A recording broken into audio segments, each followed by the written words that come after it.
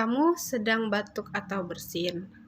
Tahukah kamu, pada saat batuk ataupun bersin, kamu dapat menularkan virus melalui udara ataupun cairan dalam tubuh kamu ke orang lain. Tapi kamu dapat mencegahnya dengan melakukan etika batuk dan bersin yang benar dengan cara berikut ini. Saat batuk atau bersin, jangan lupa menggunakan tisu atau sapu tangan untuk menutup mulut dan hidung kamu.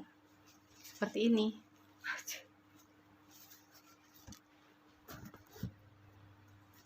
Buanglah tisu yang telah digunakan ke dalam tempat sampah. Jika tidak ada tisu atau sapu tangan, kamu bisa menggunakan lengan bagian dalam kamu seperti ini. Dan juga jangan lupa menggunakan masker jika kamu sedang batuk atau bersin, agar kamu tidak menularkan virus-virus kepada orang lain.